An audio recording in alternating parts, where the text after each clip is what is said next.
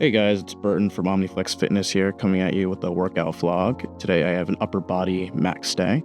So if you haven't watched my previous video, I do a conjugate program with max effort days and then either skill work or speed work on some of the other days. And I do an upper lower split. So right now I'm warming up for some incline bench.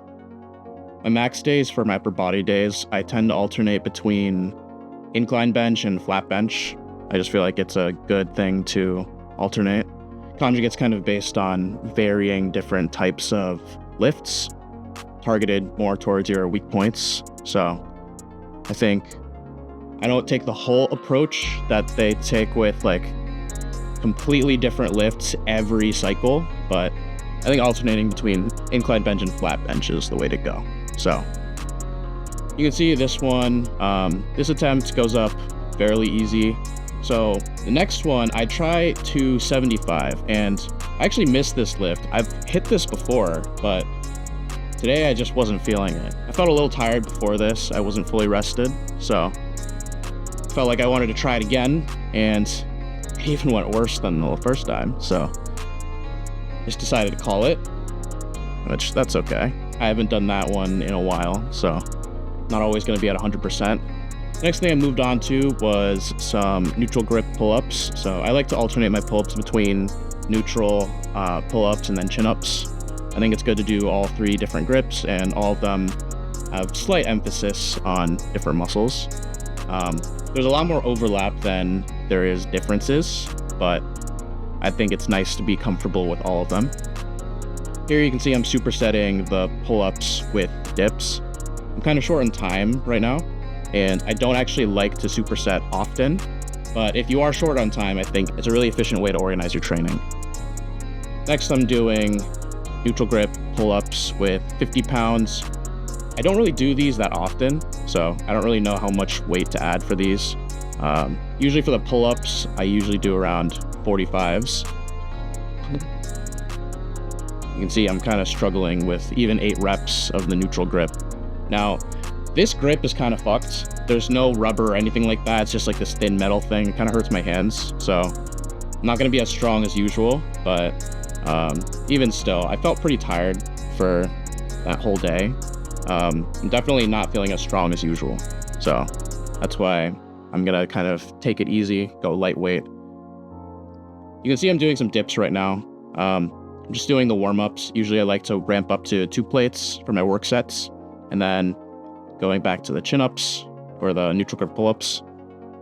For these, I need to get more comfortable with this type of pull-up because I think it's one of the types that I've neglected. So recently I started doing more pull-ups. I always did chin-ups in the past. I just liked it because I found it to be a better overall well-rounded exercise. Now I'm back to doing dips. So now I'm doing 2 plates or a little bit more than 2 plates for the dips. Usually do sets of 10, but today, since I'm feeling pretty tired, I'm just gonna do sets of 8. And really, this day is supposed to be somewhat intense in terms of the upper body, but tomorrow I'm gonna be doing lower body too, so I'm not throwing 100% into this day. And on top of that, I'm short on time. So I really wanna do the best I can with as little time as I have and with the amount of recovery that I have. So you can see that even though I didn't get the last rep of the neutral pull-ups, I do the attempt. I think it's good to really fail when you go with pull-ups. I think pull-ups are a really safe exercise to reach failure on. I don't like doing failure on most exercises, but pull-ups are, I would say, an exception to that.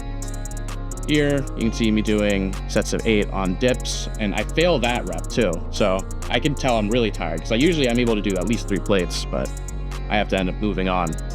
After that, I do some lateral raises because I've hit most of my upper body. I mean, I did incline bench and then dips. So I have pretty much all of my pressing muscles. And then I did neutral grip pull-ups.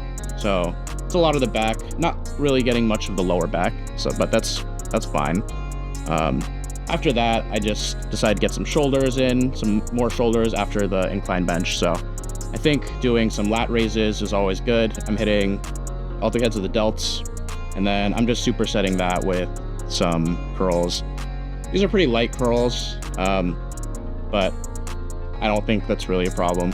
I've trained too much with heavyweight for curls. I think curls are something that might benefit a little bit more from lightweight. I don't actually know if that's the case. I'm just kind of experimenting with that right now. I'm kind of in a phase where I want to practice more high reps because all of my developmental work for getting my strength was built on fives, essentially. I did fives and then heavy singles, and that's pretty much it. So I never actually built up the ability to do high reps. I think a lot of people say that, oh, I'm really good at one rep range or I'm good at another rep range. Some people are better at 5, some people are better at 3s, some people are better at 15 or 10s. It really depends, and there are some genetic factors that determine this, but you also can train to be good at different rep ranges. I don't think people realize this. So if you only do 5s, you're only going to be good at 5s. If you can train 10s and 5s, then you can kind of broaden your horizons in terms of what you can actually get out of a training response. And there's advantages to doing some of these different rep ranges depending on your goals. I'm going to probably make a video on this talking about myofibrillar versus sarcoplasmic hypertrophy, but essentially there is hypertrophy benefit to doing slightly higher reps.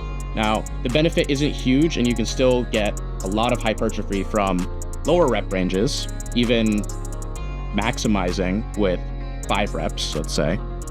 But for strength and hypertrophy, there are slightly different rep ranges that would be optimal, quote unquote. So I would just keep that in mind. Most of my training is biased towards lower reps because I think I've just genetically always been better at lower reps, but I think I'm going to start doing more high reps. So that's a big part of my training. That's what you're seeing right now. At the end of my training, I always like to do some dead hangs on a bar for weight. Sometimes I'll do the weight, sometimes I'll just do body weight. It really depends how tired I'm feeling.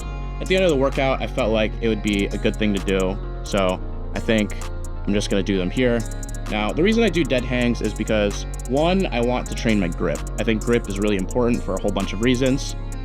2, I get to decompress my spine. So I'm really a big fan of hanging exercises in general. I think decompressing your spine, putting your spine in traction is a really valuable tool for recovery. And I think training your hands, training your grip with weight is really useful because you can actually get comfortable holding your own body weight in stuff like pull-ups, dips. Pull-ups, the hardest portion is the bottom and then when you're almost at the top. So you actually get comfortable maintaining tension at the bottom. And when you start going longer with the dead hangs, you can actually start to gain some type of endurance. That's the end of this workout vlog. If you want more of these, let me know in the comments. If you have any questions, let me know. Thanks for watching.